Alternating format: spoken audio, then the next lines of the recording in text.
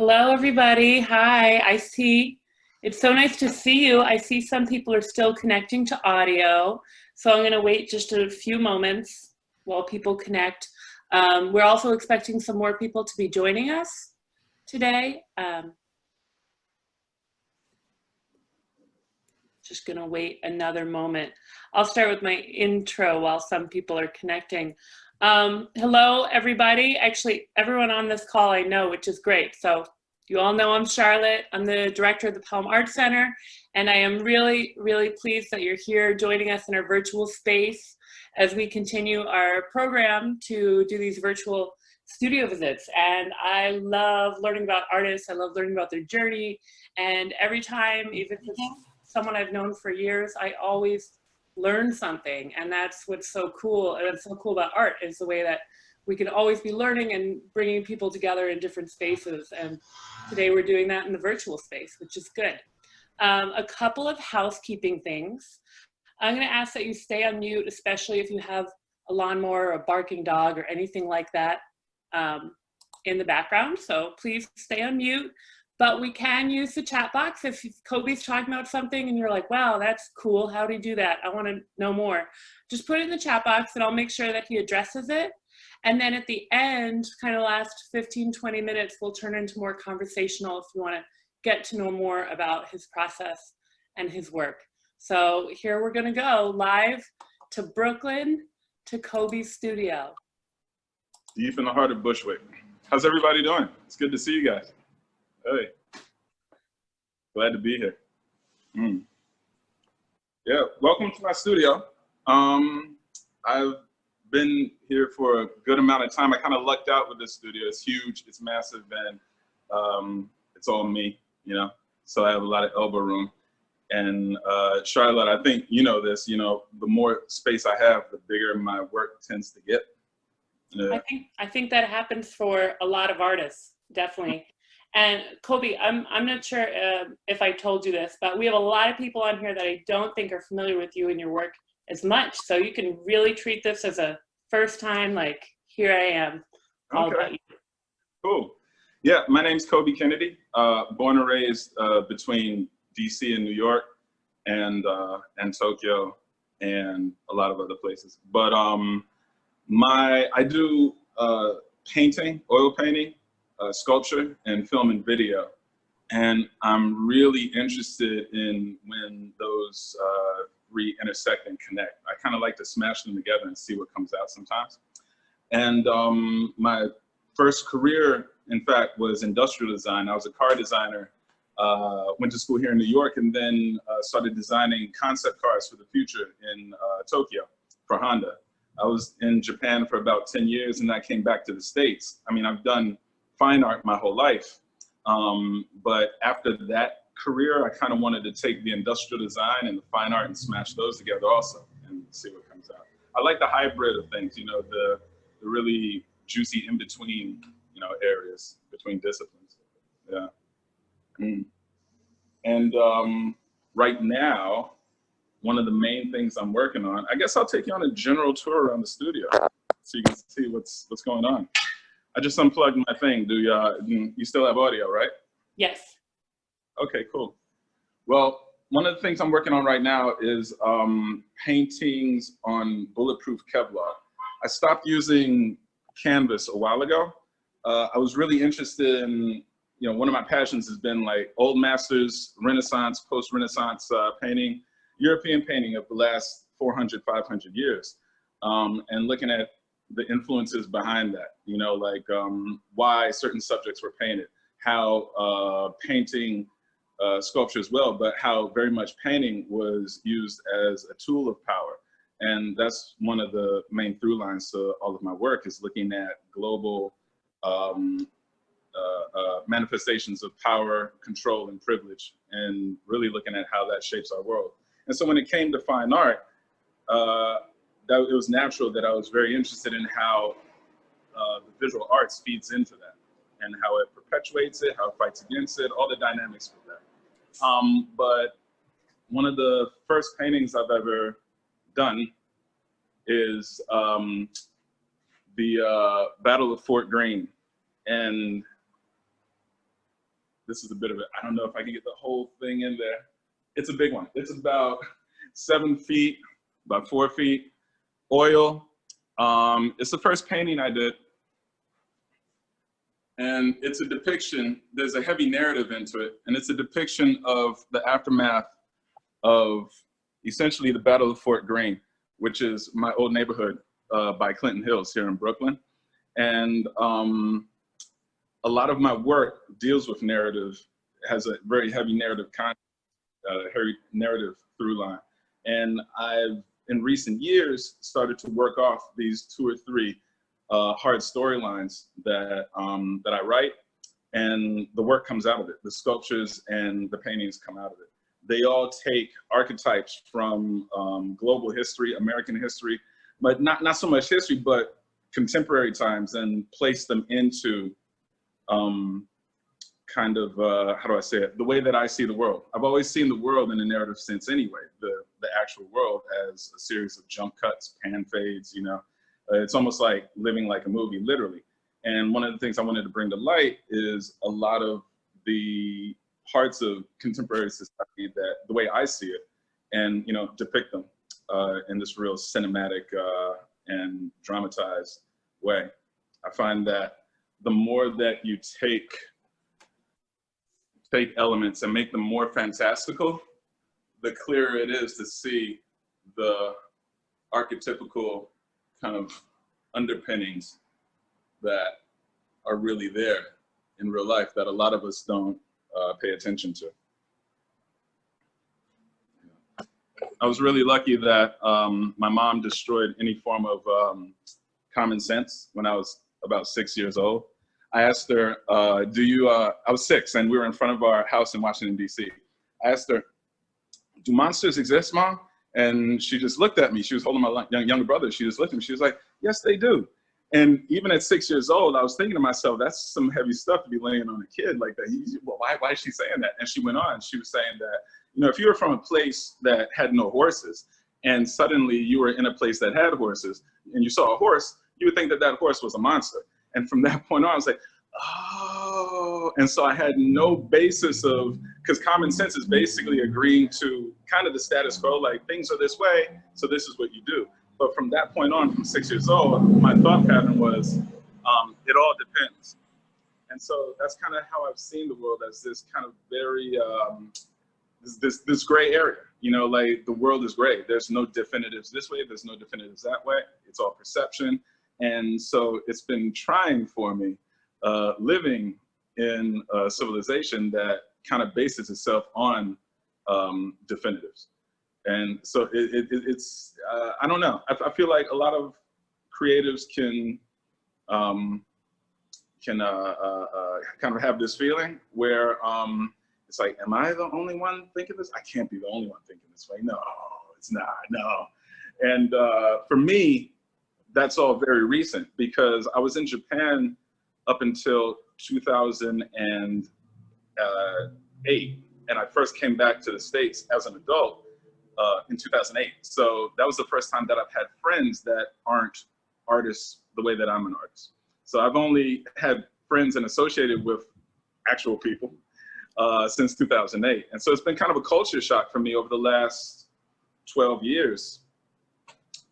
Getting used to this brave new world that I've stepped into. I'll take you around to a few of the series that I'm working on, and I'll explain them. I guess a good place to start is with the dead flowers, and a lot of these are in progress, but it's really what I'm sinking my teeth into these days. Here, let me switch the camera here so I give you a much better view. Just 1 second. Okay, there we go. So right here, this is one of the first dead flower portraits that I made. And the idea behind the dead flowers, I don't know if any of you have parents or grandparents that used to take flowers, dry them out, press them flat, and then put them into photo books. I have, in my family, a lot of people have done that. So I kind of grew up with that. You know, you would have photo albums and you have little pressed dried flowers in there. And so I was doing portraiture, and there was something that just wasn't working. You know, I would start with this being my first painting. I got really interested in figurative portraiture and telling stories through that. But I felt like the stories I was telling, there was so much more depth and so much more that I wanted to show that just wasn't being shown. You know, in this one, I kind of, you know, I paint out the scene, and there's lots of things going on in the background. There's lots of hints to the place and time of this location. It's at the Prison Ship Martyrs Monument, so it shows that it's in Brooklyn. Up here at the top, you have a bronze plaque that lets you know that it's the year 1, and so society started over. You know, there's lots of little things. Me being a science fiction nerd, I like to put a lot of information in my paintings. But when it came to portraiture, I found that there was a lot missing. You know, I didn't want to have to do all of that to get the idea across. So I started thinking, let me take someone's life or a moment in someone's life and smash it all together. A defining moment in someone's life, possibly, and smash it all together like a collage. And then that collage can be like this dead flower that kind of gets passed down through the generations, from grandparent to grandson to son to daughter. And in these portraits, these dead flowers, in the shape of flowers, I like to put the subject at different pivotal points in their life. And these are just 3 that I'm working on right now. I have some more that are on my website and my Instagram if you ever want to take a look. And so, let me just flip you back here. Just a second. Ooh. And so, working from those, I kind of decided that I want to abstract my work a good deal. I'm really in love with the figurative. I always have been. For me, it's the greatest, the easiest and fastest way to get a theme or an idea across to a viewer. But I didn't want to keep going in the ways that I had seen done for so long. And so using this kind of collage method of painting, I can stuff a lot of information to one area and have it look appealing on a lot of different levels. You know, the deep information is there for those that want it, the deep background, the themes, but on a purely aesthetic level, you'll have this beautiful painting of a flower.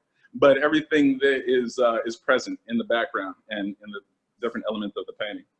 And like I was saying, I stopped using canvas because oil on canvas at a certain point, viewers started getting lost in what I was getting at and what I was talking about, because oil on canvas, I found after a while, has such a loaded meaning and has so much baggage for a lot of people. It goes straight to being judged in the language of and the thought process of old masters or of European painting, which is something that I touched on, but I wanted to go beyond that with what I was doing. And so that's when I stopped using that and started taking actual bulletproof Kevlar and using that as canvas, laminating it with resin. So it's like a hard surface, and then painting on that. I chose bulletproof Kevlar because it was another personal choice. Here's another canvas that I'm working on right here. One thing you can do with these canvases, you can give it shape. So this is like a half circle sphere. And then I'm gonna paint on that one. But I chose bulletproof Kevlar because when I was a teenager, actually, in the early 90s, one of the most dramatic events that I would see in my neighborhood in DC, and a lot of my friends' neighborhoods in DC and LA as well, was that people started buying surplus bulletproof vests, because it was just after the 80s, it was the beginning of the 90s, and things were kind of crazy. And I actually have friends that would purchase surplus bulletproof vests and just wear them. And for me at 13, that was just a mind-blowing, like, wow, this is reality. And so thematically, I want to take these things from my history and friends of mine's history, deconstruct them, and then use them as archetypes of security, or archetypes of protection, or archetypes of strength, really. Because you know, ever since I was a kid, really, so much comes from when I was a kid. But ever since I was a kid, I've always felt on edge. I've always felt under attack. I've always felt like I was in a, area of operation, you know, military terms, where you're in denied territory. There are agents or elements that are aggressively trying to get at you. And so just looking in my past, all the times that I've had guns pulled on me, knives pulled on me, police, like all of that, so much that I feel like I need a certain amount of protection. And I've noticed in the last few years that so much of my work is about that tension of offense and defense and protection, and even the work that I make that's about understanding and coming together. There's a lot of conflict on the two sides, aggression and defense, married into it. One of the biggest examples of this is that I'm doing a piece right now that has to do with gender, sexuality, the gray areas, the gray zones, and the perceived binary idea of one side and the other, which is actually this one right here. The title of this painting is the collision of the two black holes, Andronicus and Estrogenicus. And it takes the classic ideas of male and female that up until recently have been so ingrained in especially Western society, and then posits them as two massive black holes that are colliding in space. It's a work in progress. This is the underpainting that I'm doing, and then I'm gonna do color washes over top. But the thing about it is that the painting itself is all about how we're really not that different. You know, the science of it, gender and sex, the science of it, of how at one point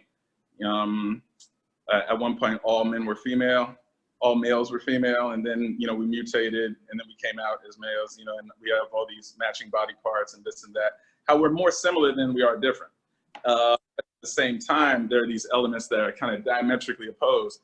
And then once this painting is finished, you'll see the coming together of, you know, these two disparate elements. So that's where a lot of my work comes from, is from the result of conflict. And through that result of conflict, you look behind it and you see the truths that are kind of unseen in society, or the wool is pulled over our eyes in society and we don't see them. You might have read my artist statement, and that's a real through line to a lot of my work, is that I'm very much interested in objective reality, subjective reality. The way that there's the way that I see it, the way that other people see it, and then there's just the way that it is. And it's really interesting to me how all of us as humans can be living in this place together, you know, all these places together, friends, family, same country, people, just humans, period. But we're all seeing the world in our realities in drastically different ways. And so I'm really interested in the subjectiveness of that. One of the dynamic things that's happening with a lot of my paintings, a lot of my oil paintings, and like I was saying, I like to smash things together and see what comes out, is that I'm really looking to, I love sculptures. In fact, if you take a look up here, hold on, let me switch the camera around here. If you take a look on my ceiling, you'll see one of the larger sculptures that I've made. I have no place to put it in my studio, so it just ended up on the ceiling here. It's steel, a huge plate, and the name of it is, well, the series that it's part of is In the Service of a Villain. And it is a Thuggernaut skin. It is a skin of a Thuggernaut. And the Thuggernaut is this. This is the Thuggernaut. It's a part of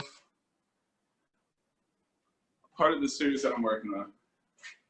And it's a massive, turbine-looking metal and flesh behemoth that was created by, nobody knows who made it, nobody knows when it was made or where it comes from, but it has 8 legs, which are actually arms that come out of the bottom of it, and it roams the urban landscape, dishing out genocide and general self-defeating behaviors.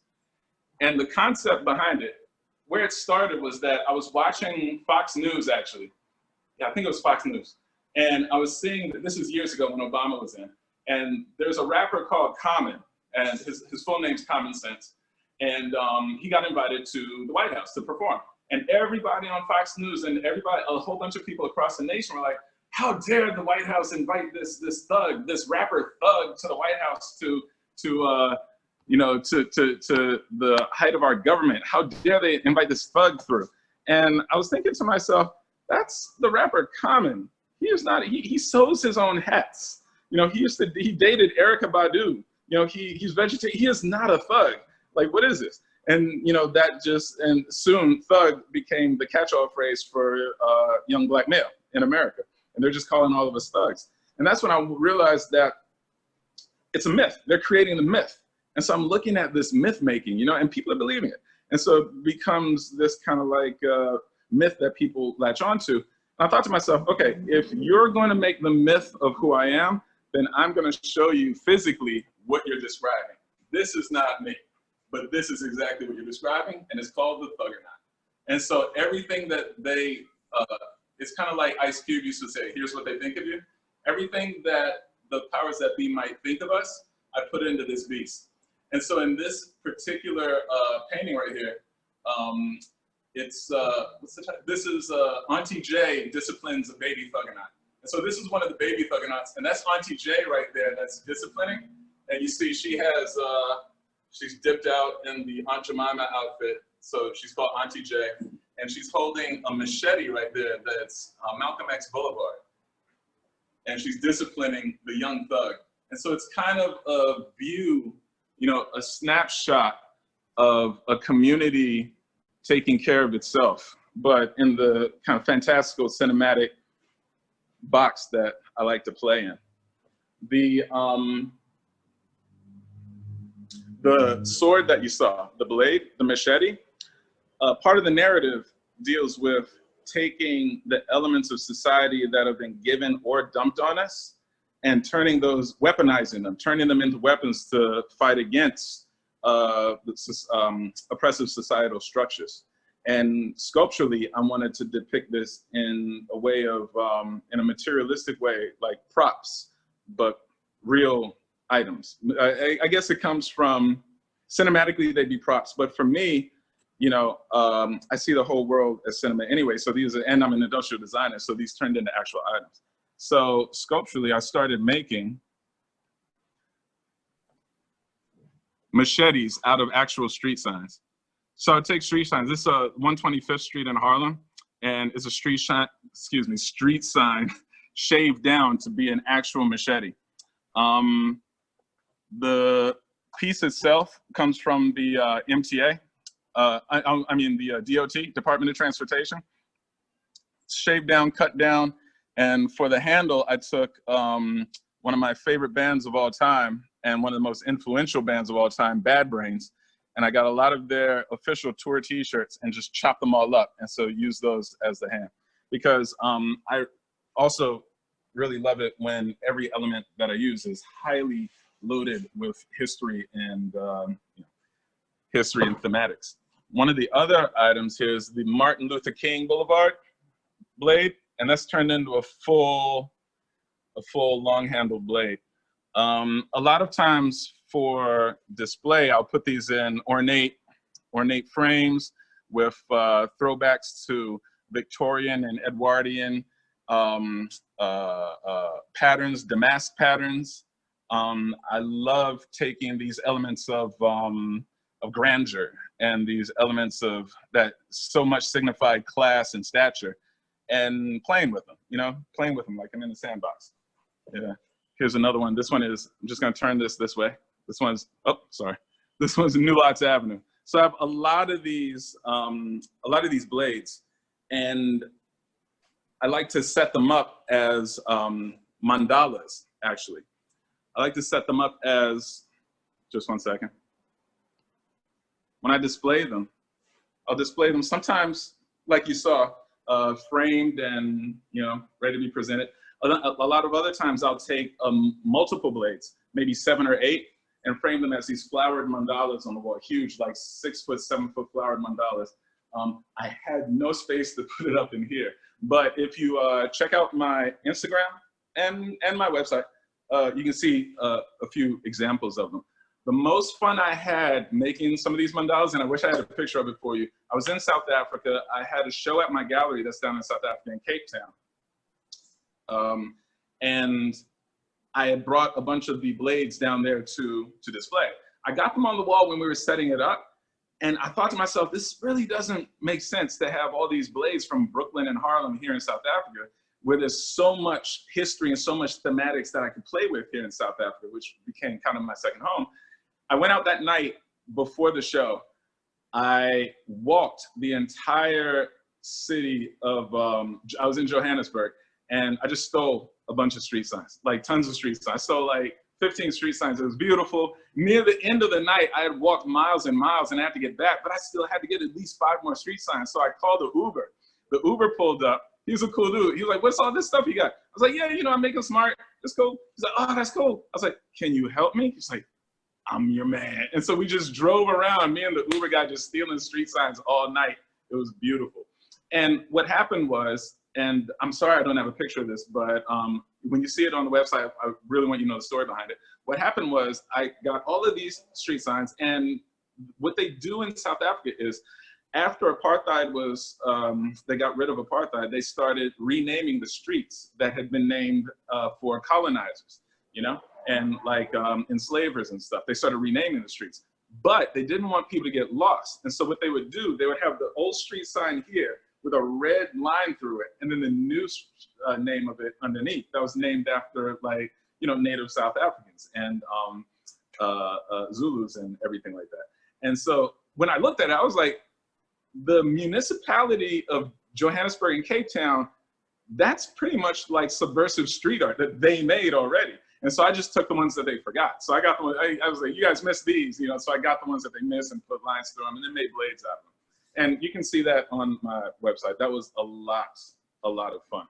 And so these blades find themselves dropped into a lot of the work, a lot of the different pieces, a lot of the different series and narratives that I make for the paintings and the sculptures.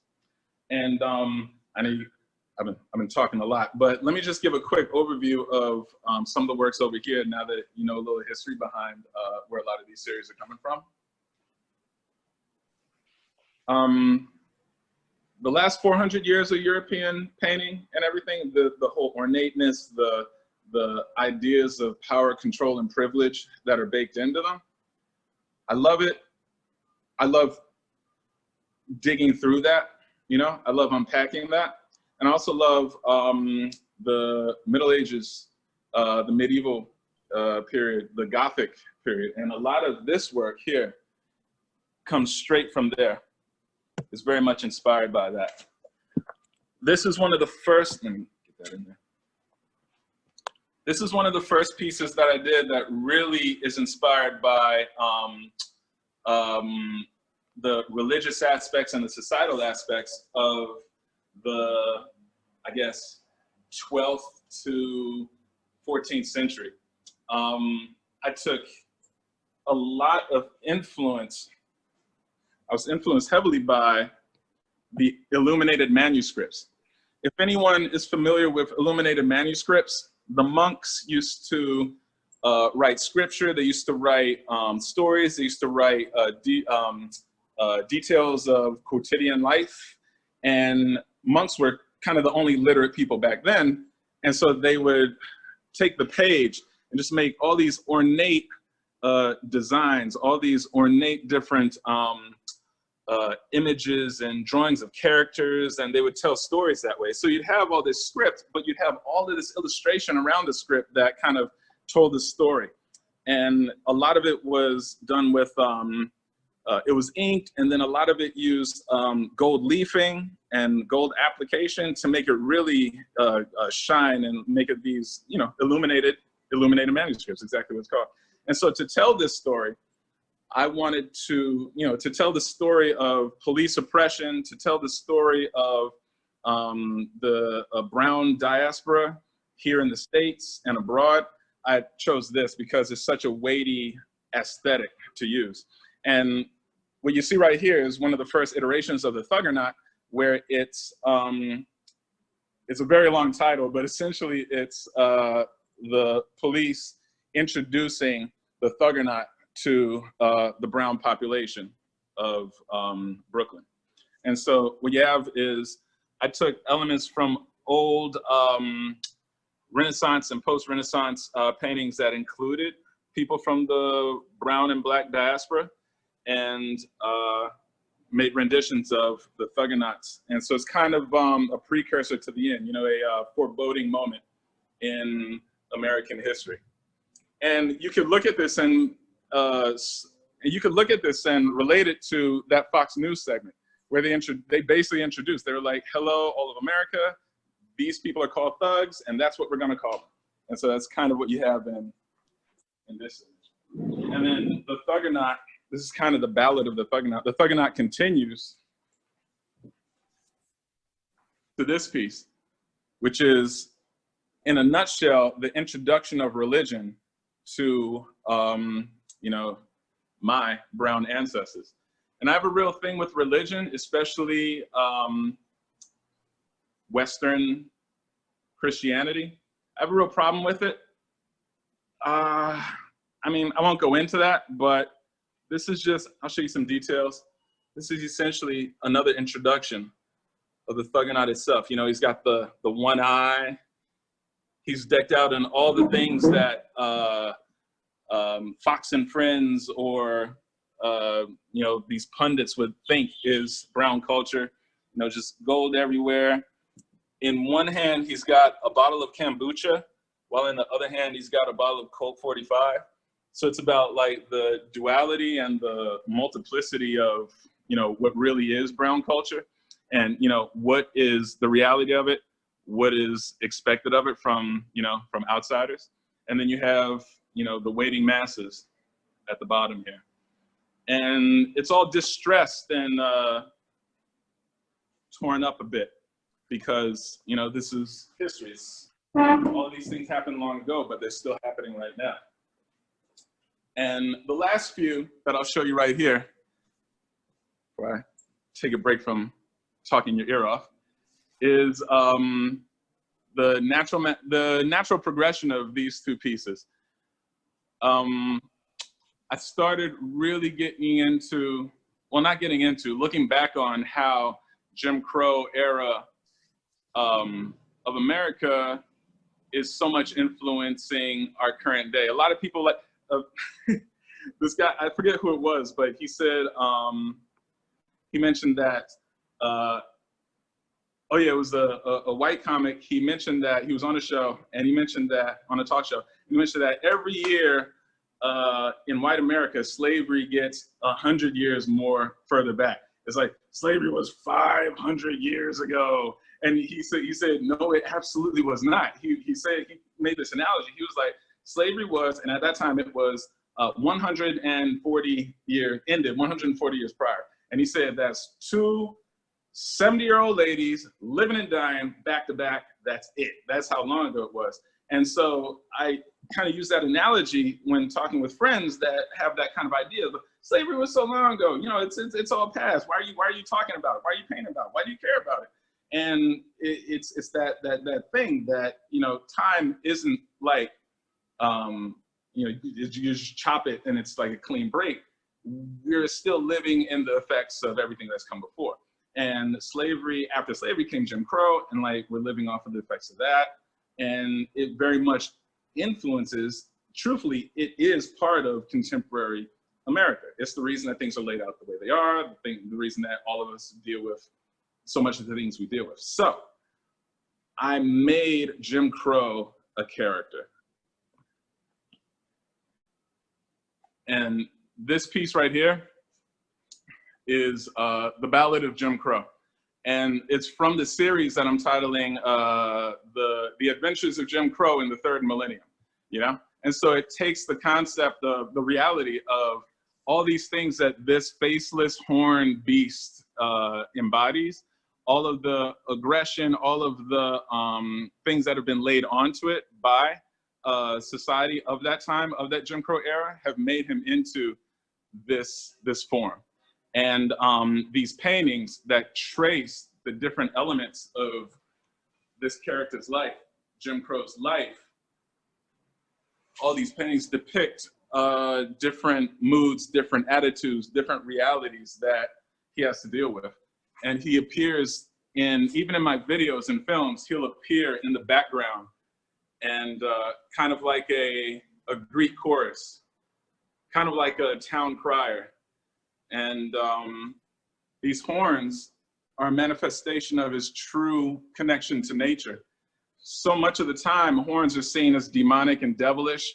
And I've always had a problem with that connotation, because for me, that connotation has always just come from, you know, classic Western Judeo-Christian ideas of that kind of shun nature, or, you know, like the goat is evil, you know, the devil has horns, when being that a lot of us are so connected to nature, why is that a bad thing? Why is it evil? So in this series, the closer all of these people get to self-realization and self-actualization, the larger their horns grow.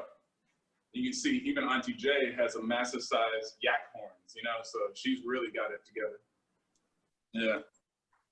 And so it's kind of, this series especially is very much kind of trying to upend and flip over these aesthetic ideas that we're so ingrained with in the far west.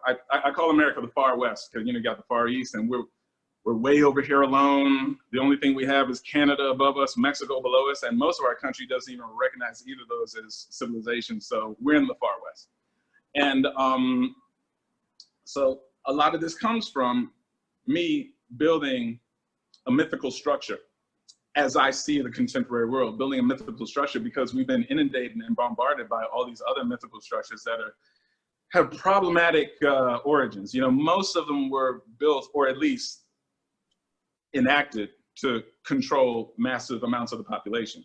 Kind of like when enslaved Africans were forced to become Christian, so that they can become more docile and more meek, you know, and more controllable. You know, I just have a lot of problems with that. And especially since I've only been forced to deal with the real, you know, the real world at large for the last 12 years. Before, I was living in this crazy artist utopia, all my friends artists, my parents artists, you know, and it was like, you know, so this is all very fresh. This is all very fresh for me. Yeah. Wow, Coby, I just learned so much about your world. It's incredible. Go ahead. I just want to show you, moving on from thematic stuff, just aesthetic things. I was telling you that I'm going to be turning all of these paintings, the dead flower paintings especially, into reliefs. So it's going to be painting sculpture hybrid, and taking a note off of Greco-Roman, the Roman culture, which I'm also an avid fan of. The reliefs will be painted. So there'll be painted reliefs. And right over here, I'll just show you what's going on with those. Here you have, these are the original sketches for that one piece, the twin black holes. And so I'm taking the original transfer of these and using blue foam, pink foam in this case, and I'm gonna shave down the foam, and it'll make the shapes of the reliefs. And once that's shaved down, I'm gonna use a method that we used to use when we were designing cars, which is using automotive clay. This is automotive clay. It's good stuff. And so it's a sculptural clay that is incredibly, I mean, you can do so many things with it. And so I'm really looking forward to this. This is what's coming up in the next few months, next few weeks and months. Just really pushing this sculptural aspect, and then taking molds off of that, so that in the end, what I have is a canvas just like this, and the 3D parts of that, the relief parts, will also be made out of Kevlar. And yeah, lots of molding, a lot of processes that I used when I was designing robots and planes and cars for Honda. And I just realized, speaking of which, I've jumped completely over a sculptural part of my work. Let me just show you this real quick. This will be one of the last things I show you here. Let me show you the sketch first. These sketches, and I design everything that I make before I make it, and as I'm making it, redesign it. That's kind of the industrial designer within me. And so a lot of this work, you can see these are the original designs for the faces of the Thuggernaut, right here. And then here we have a lot of designs for biometrics, kind of melding of human and machine that will really, one of the things I've been looking at, a lot of people are arguing over how do we change society? How do we protect ourselves? You know, that whole thing I was talking about before with so much of my work being about conflict and protection. And one of the ideas that I'm working on, especially with this new sculpture series, is reaching a terminal point of protection where pushing nature and working within nature just doesn't work anymore because the rest of the world has moved on, and taking a drastic action to actually, if not accelerate our own evolution, then to provide safe space so that we can evolve through nature. It's that marrying of nature and technology, nature and industry to create, I guess, a habitable world. It relates to, just so you don't forget what we're looking at here, this is the physical manifestation of those pieces. So this is steel, and it's going to be steel, and this will be in the end be made out of bulletproof Kevlar. And these are strong backs. So it's these are back pieces, like back plates and spines. And I decided to start with these because, you know, the idea, the unsaid idea behind this is that there are certain populations here in the States that have basically had their back broken over the course of the last few hundred years. And this is a prosthetic that's going to be used to build that back up, you know? So really taking these societal touchstones and these societal elements and giving them physical form. And so the concept of the enslaved Africans and the Black population of America being the bedrock, the workforce and the bedrock that actually built this country, you know, the broken backs. And now that we're at this point where such a wide swath of the country is in denial about that, you know, our backs are broken, how do we keep on going? So I'm making these cybernetics. The idea of being more in touch with nature and, you know, the massive growing horns and all of that going against the ideas of imposed religious dogma. And then the tearing down of dogma itself. You know, so many people, to tear down a dogma, they just institute a new dogma. When I was in grad school, I ran into that constantly. I never really, it was grad school that in 2014 that really made me realize how differently I think than so many of my, so many of the artists that I went to school with, let me say that. And so a lot of there was a lot of identity politics and a lot of bucking the system, but so many that I was in school with were bucking the system, like I was saying, tearing down that dogma and replacing it with a new dogma. I hate dogma. I hate it with a passion because it just chalks itself up to that whole thing behind common sense that I was saying. You know, there's a way and that's it, and that's how we do it, and that's it. Dogma to me just feels like fascism. I hate all the isms. I hate a lot of things, but I love a lot of things too. And you know, I guess that's one of the things that I'm finding by making all of these is that I'm realizing in my own head what has been there. And it's really by giving it form and giving it you know, sculptural painting form, I can also give it verbal form. You know? So yeah, it's a good journey.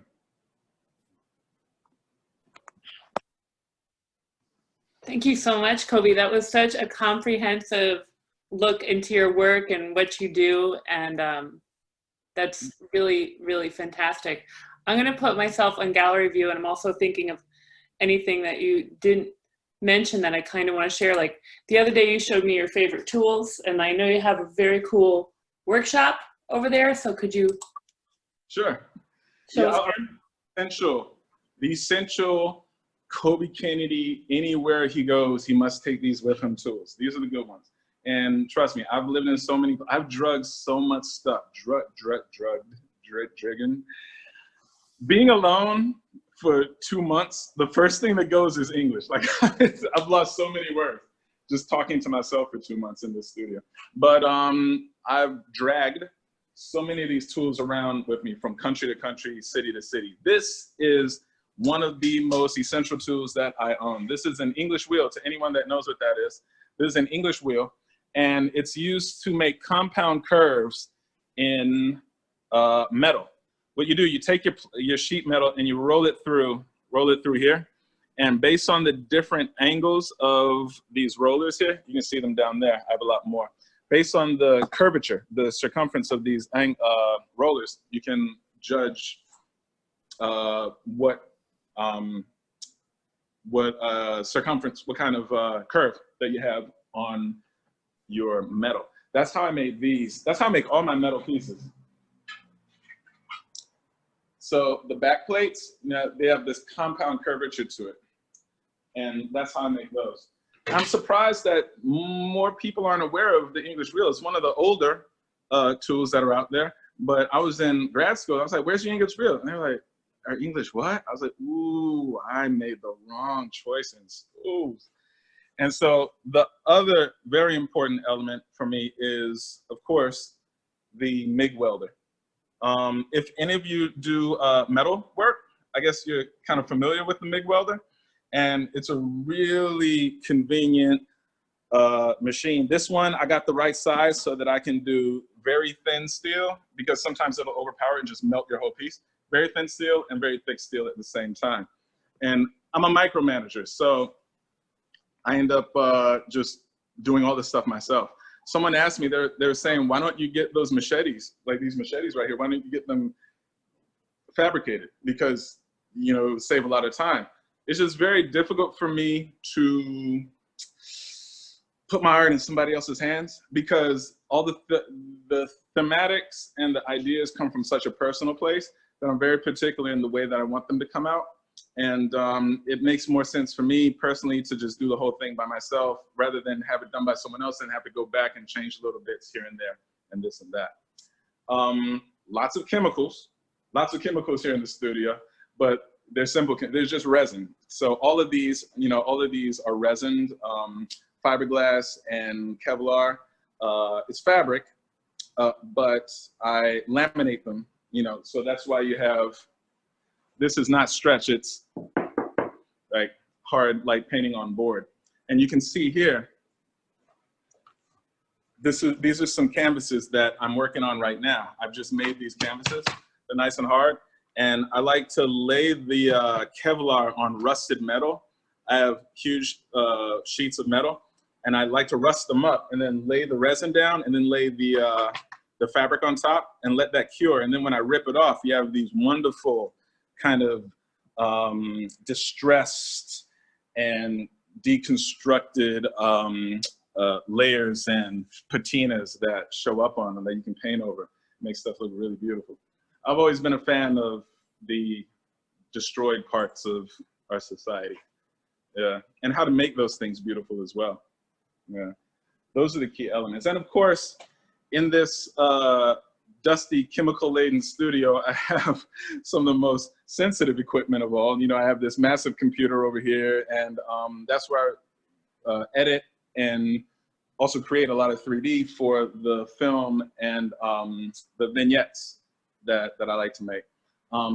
My shows usually consist of painting, sculpture, and like massive projected film and video, because everybody interacts or plugs into or is affected by different mediums of work in different ways. And I don't know, I guess it's the industrial designer in me. I want to hit as many people as possible. I want to plug into as many people as possible. And I want to have, you know, as much effect as I can on as many as possible. So I just naturally spread myself over lots of different genres. That's another thing that was tricky about grad school. People would say, well, what kind of artist are you? I would say, I make stuff. They're like, no, but what do you make? I was like, I make pretty pictures. No, what do you do? What do you do? I was like, dude, I make art. What are you talking about? And it's a continual a challenge for me to understand how people can break up creation into these very separated boxes. My brain just doesn't work like that. Yeah, so it's been an uphill battle understanding. Yeah. We have a question from Lynn about your artistic evolution in Japan. Aside from the auto design, like how that influenced you? Ooh. You know, to answer that, I think I have to go just a little further back to Washington. I'm sorry, I'm about to make it a two-part question because I was wondering if you would talk about your experience of your high school and where you went. And I know that was a very special place. So if you could talk about that, I'd appreciate it. Sure. Yeah. So I'm going to go back to junior high real quick.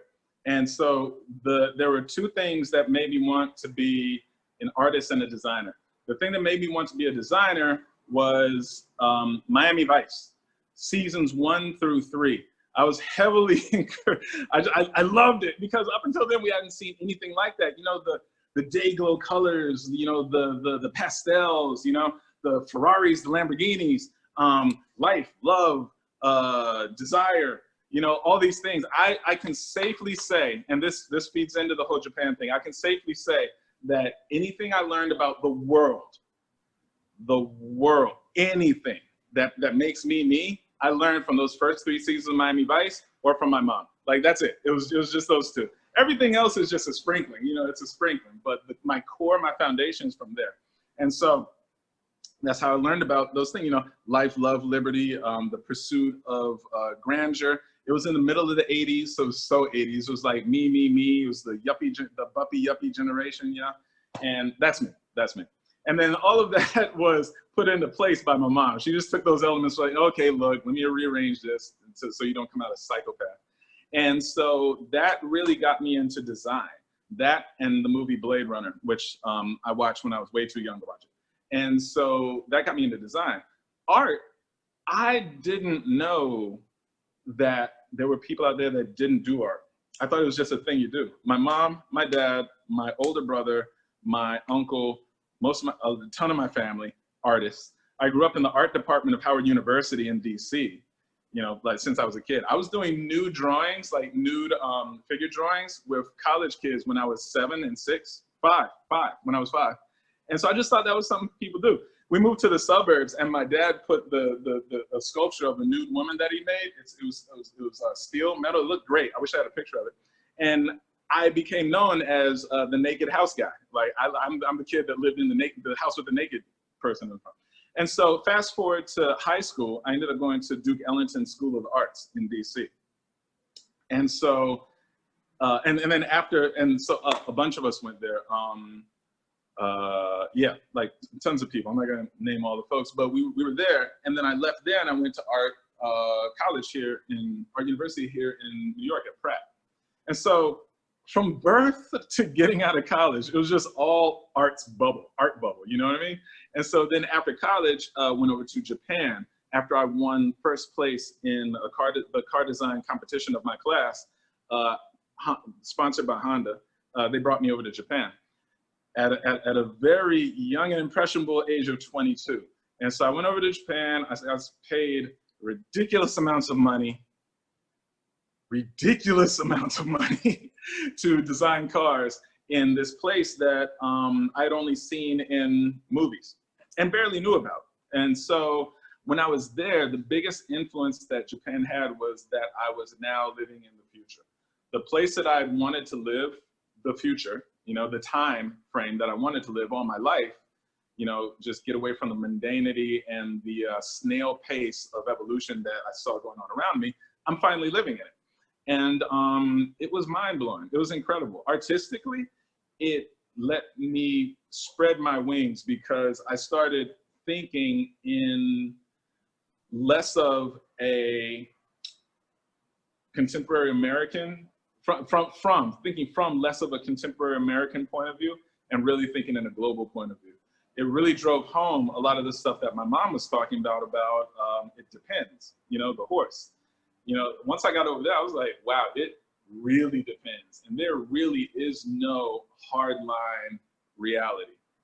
All this stuff that we're doing out here, living, breathing, having kids, eating food, going to the bathroom, all of this stuff is completely relative, like completely. And it melted, my time in Japan, my 10 years in Japan, melted away any Americanness that I had. My accent is completely different than it was before I went to Japan. And it's completely different than when I was there. I forgot English my second year there. I completely forgot English because I was speaking Japanese all the time. I called my mom. I was on like a second grade English level at that point. I remember calling my mom and she was like, "Are you taking drugs?" And I told her, I was like, "No, just you eat that English hard, English hard." You know, I just couldn't get it out. And that's where I came. In fact, it was Japan where a lot of the seeds for much of the work that I made after were planted. If any of you want to take a look at my website and my Instagram later, you'll see the assault weapon vending machines that I made. Right. I have a prototype here that's completely disassembled, but full-size 7-foot by 4-foot vending machines, big windows, internally lit, speakers. It's got a jingle. It's got a video screen that plays a commercial for everything that's sold inside the machine. And the machine sells fully automatic assault weapons. And each different machine and each different commercial that plays in the machine is targeted at a different racial neighborhood in America. Because when I came back from Japan, it just hit me in the face how it felt like, okay, and just to preface this, I've been in culture shock ever since I came back from Japan in 2008. 5 years solid, I'm just getting better now. When I came back to the States, it felt like every racial group that I ran into was trying so hard to live up to its given stereotype, to live up to the stereotype that had been dumped on it. You know, maybe it was because I was away for a long time, or maybe, you know, American society changed since I've been away. But the Black neighborhoods were a certain way, the white neighborhoods were a certain way, the Asian and particularly Chinese neighborhoods were a certain way, the Indian neighborhoods were a certain way. So I started, I guess it was because I had been absent from it and seeing this global culture and coming back to America and the way that it's enacted and depicted in America was just a smack in the face to me. And I had to make these machines. And the machines are made by Kroger.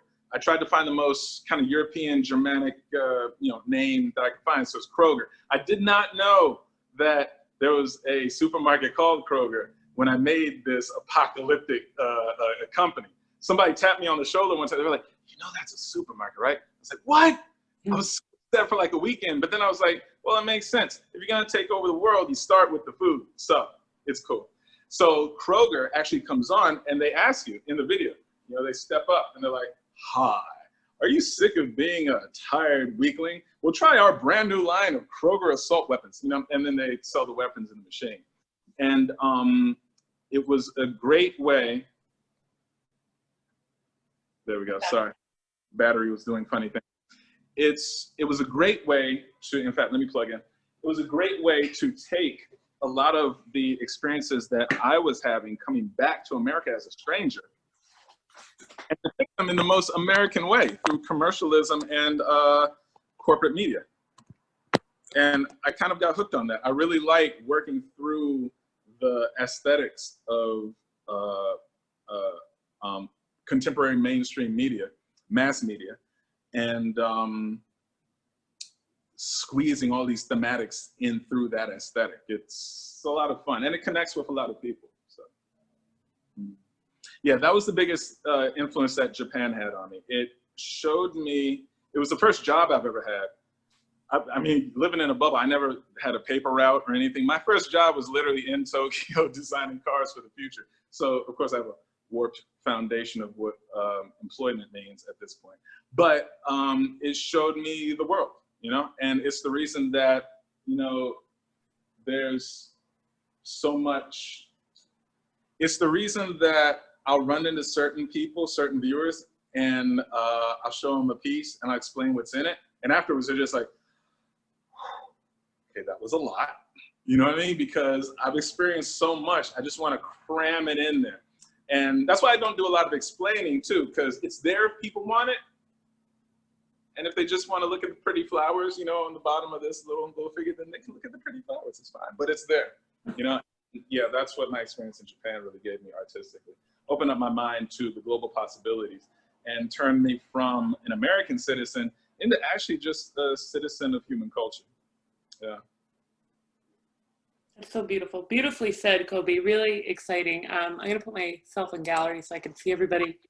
Coby, this is so awesome. I'm going to spotlight you again instead of myself.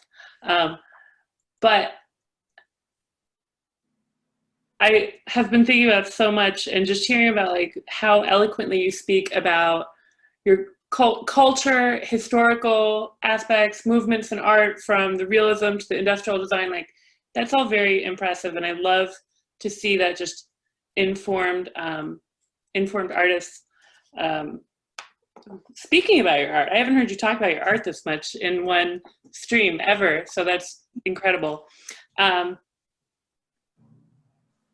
I've never understood the separation. You know, like this is another thing I'm trying to wrap my head around. I have a lot of artist friends now that, you know, all of this out there, you know, is completely separate to all the stuff they do in here. And I totally understand how, you know, art comes from where it comes from. But I've never understood some of my artist associates that make almost like a brick wall between experience or contemporary experience or the way things are and their work. If it trickles in, it doesn't trickle in. But it's something I'm wrapping my head around. Yeah, it's a lot of fun for me. You know, it's a lot of fun for me because it's kind of like a Brave New World. I feel like, has anyone ever seen the movie Idiocracy? No? Okay, so, well, you can apply this to any movie where somebody gets frozen, like Captain America or Encino Man. I feel like someone that's been frozen in the permafrost, you know, like I fell into a glacier, a crevasse, and I was just frozen for mad years. And then now I'm woken up in a world that I don't recognize. And so, or any soap opera amnesia storyline that you've seen, I feel like that person, you know? And so, I don't know, I'm just really excited by every waking day because there's something new to explore, find out about, or, you know, it's, yeah. I feel like a, yeah, feel like a child inside. Yeah. Does anyone have any questions or comments they'd like to ask Coby directly? You can kind of wave at me, or you can unmute yourself. Yes, Lynn. Okay, so that was interesting what you said about being sort of frozen permafrost in the past. I see it more like, it seems to me that you were almost permafrozen in an idealized future and had to come back to a grubby past. Yeah, that's actually better put. Yeah, because there's a lot of frustration in this new awakening. You know, a lot of come on, we can move faster, we can do better, you know. I've quoted the from the 80s, what is it, the $6 Million Man so much, you know. We have the ability, we can build it faster, we can do it better, you know. And yeah, what you're saying really does kind of like remind me of a lot of the frustration, like the daily frustration that comes with a lot of it. I guess that's one reason why I chose Idiocracy, because I don't want to make it sound like the world got dumber without me, you know, some big-headed thing like that. Because that's what happened in the movie Idiocracy. This guy, just real quick, this guy gets frozen, medically frozen, and then he gets thawed out 200 years in the future.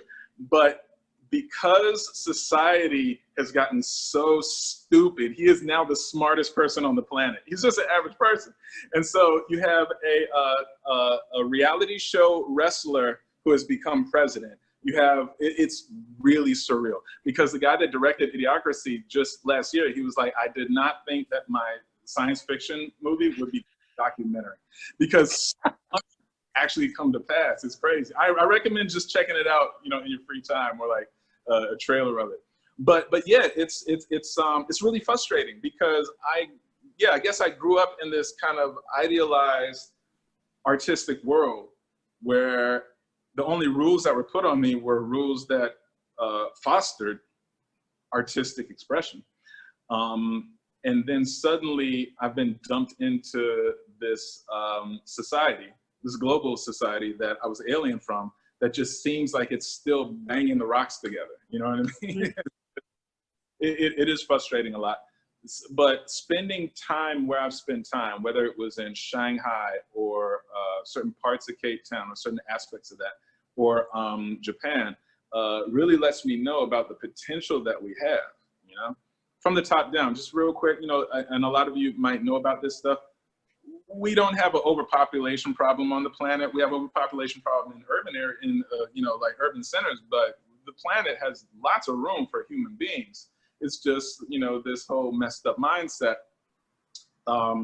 that keeps us locked in these things, these situations.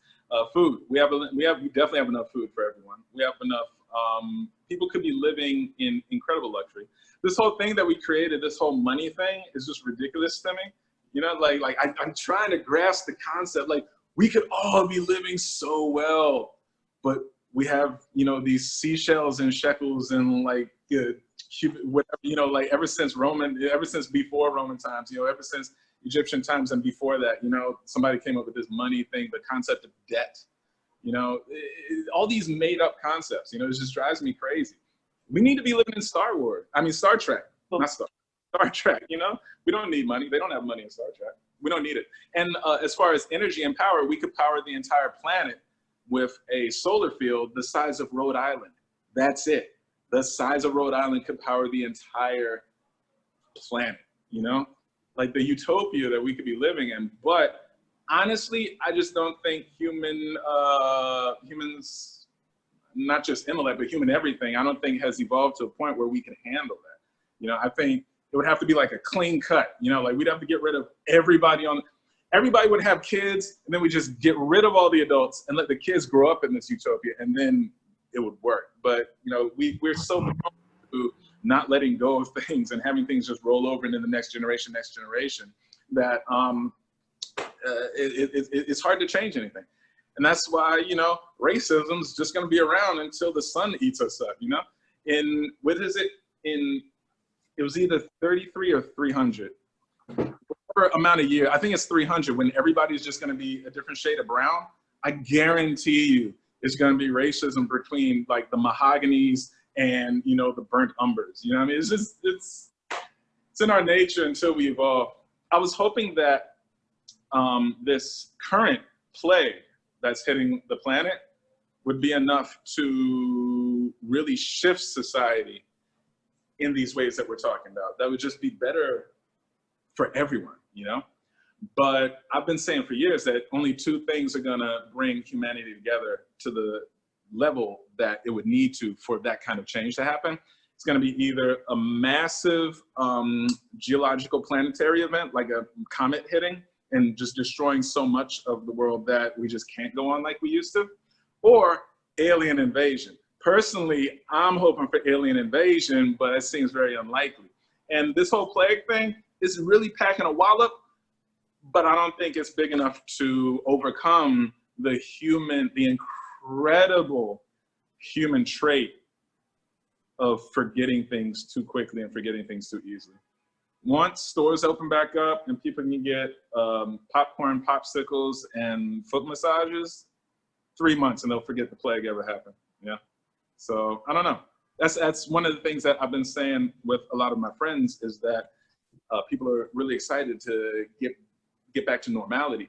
I don't want normality, because normality wasn't working for anyone, you know? It's like, there's a real opportunity to, personally, us making changes on a personal level to where we want to get to, you know? This 2 months of forced 24/7 deep introspection, you know what I mean, has been great timing for me, where so many things that I was confused about with where my life is going, where my studio practice is going, what I really want to do. You know, how much do I want to do for me? How much do I want to do for the market? How much do I want to, you know, how do I want to make this my, you know, continue to make this my career and everything? Everything just became super simple and crystal clear because of this, you know. And so this is my, you know, this time is my hard turn to the left, you know. And if society can, as a whole, can make that turn, that would be great. But I think we're gonna need some aliens. Okay, and Coby's rooting for the aliens. Barry, did you want to say something? Yes, absolutely. Coby, it's great seeing you, seeing your work, studio, listening at you and everything, and Charlotte and the whole gang. I guess He's back. if you had to do it, or let's say not had to do it, but in the future, do you see yourself maybe living in Japan again, let's say, or not, or, you know, South Africa or what have you for a stint, or you think you may be here in the US for a duration or what have you? I mean, although of course you do travel. You know, Japan, no. I was thinking about that for a while, but Japan, no. I live in the best part of Brooklyn. Like, they do donuts and like wheelies, like on my all day. It's cool. But Japan, no. And one of the reasons no is that you would never get that in Japan. Mm-hmm. Well, okay, so for one thing, Japan is the second most racist country I've ever lived in. Mm-hmm. And they only get second because they're really not trying to be racist, you know? It's just like when you live in a monocultural society, you're gonna have some faux pas, you know? And so I wouldn't like, God bless them, but I don't think I could do that amount of time over there with people asking me the questions they ask me and assuming things about me that they assume. So that was crazy. So not Japan. Mm-hmm. The other thing about it is that by the third year I was there, even more than getting harassed by the cops and all this other stuff that would happen, the most painful thing about living over there was the boredom. I actually got to the point where I was so bored, and I realized something about myself, that I feed off of diversity. And I feed off of places like New York, where you can go out and walk 3 blocks down, 3 blocks street, and you will hear 3 different dialects, 3 different languages, multiple different dialects, you know, tons of different input and experiences. But by the third year of my time in Japan, I realized that I was having the same 6 conversations over and over and over again. Because it's nothing against them, but it's an entire nation about the size of California. You know what I mean? And on top of that, so it's not very diverse. And it's basically all made up of one type of people, you know. And then add on top of that, that they're one of the only countries that actually experienced the apocalypse. You know, they had 2 of their cities just disappear. And so after that, they went on to become, you know, such an economic powerhouse. You don't do that by playing up, or you don't do that by encouraging individuality. You know, you do that by getting everybody in together and working as a cog in the machine. And that has an effect of 2 or 3 whole generations of cog in the machine structure, that there are rigid ways that people live life, and they live it all in these boxes, you know, from lunch, what you eat for lunch, to who you marry, to what you see your life as being. And it just became really painful for me being in that. You know, every day was just painfully boring for me coming up in this environment, you know? Okay, cool. So living wise, what I do see myself, and one of the things I was trying to do this year actually was to do 4 months at a time in 3 different locations. And a lot of that came from actually being so involved in the American Black Arts Circle, where, you know, it's one of the things that I end up talking about with my friends is that it's such a tricky tightrope to walk when you're ensconced in the particular American Black Arts community and Black Arts Circle, because there's this juggle of, are you making your own work, or are you making work for the consumers? And in this situation, being the consumers being white collectors. And so it comes to this point where it's like, okay, wait, I'm basically taking Black pain molding it and playing with it and depicting it for a white collector. And a lot of times, or white institutions also. What I ran into a lot of times was that the commercial aspect, you know, I call it the B McFaw. There's the McFaw and the B McFaw, which the McFaw is mainstream commercial fine arts world. And so for the B McFaw, the Black mainstream commercial fine arts world, it got to a point where after a certain level of success, however you want to quantify or qualify that, that's exactly what it was. It was like there were these 3 rules that a lot of people that I saw had to play by to get past like that level. And I didn't like those rules. And I've come to not like those rules. But when I was really digging into that circle, I saw myself living like a reverse triangle trade. Like I would live 4 months in South Africa, 4 months in New York, America, and 4 months in Europe, preferably Belgium. So Belgium's kind of like the new Berlin, you know, like it really facilitates art making. But unlike Berlin, they have a lot of collectors, so it's great. So what I wanted to do was play each nation off of each other and stay mobile. Where do I start? South Africa and a lot of different parts of Africa are, one, great for making art, facilitating making art, and they really love avant-garde, like things that are not conservative. It's breath of fresh air living over there. So I can make there. And then Europe, especially Belgium, but like so much of Europe, has this very problem. They love anything Black and African, you know, artistic wise, but it's such a problematic love because it's this real, I guess, commodified. It's this real objectified love, you know? Mm-hmm. And like, it's one of those things where it's like, oh, they love me, they love my art. And then you ask a few of them why they do, and you're just like, oh, no, don't say that, you know? And so it's that thing. So I play that off of being this Black American in South Africa, making this art that deals with all the stuff that they're talking about, with all these European aesthetic touchstones and notes, right? And then America, and a lot of different art circles in America really love the things that are different, maybe fresh, whatever, but foreign, you know? Yeah. So New York would love this Black artist making art in these exotic places that we don't know about. And hey, Belgium loves them. And hey, you know, like that was my thing, this kind of reverse triangle trade thing.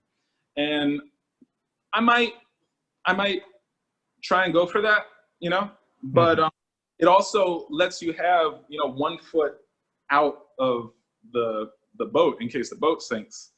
And, you know, depending on where this country goes, I mean, you know, me and my mom, we used to have a battle plan for in case there was nuclear war or civil war in America. We had these places. We would meet in, I don't think it was Quebec. It was like near Quebec though. We would meet up there. Mm-hmm. We would think the borders might not be close, but it would be easier, way easier to get to Mexico. So second choice was, I think was it Tulum? It was down in Mexico. We were gonna meet there. And we were looking at like global air currents and stuff.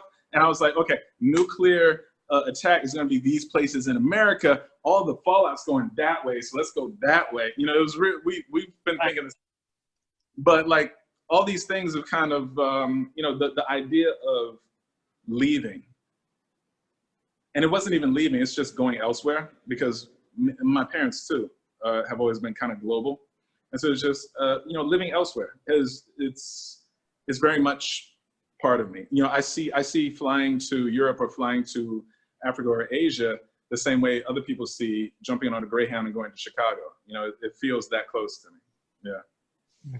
Very well. Definitely enjoy your work. And, you know, yes, thanks.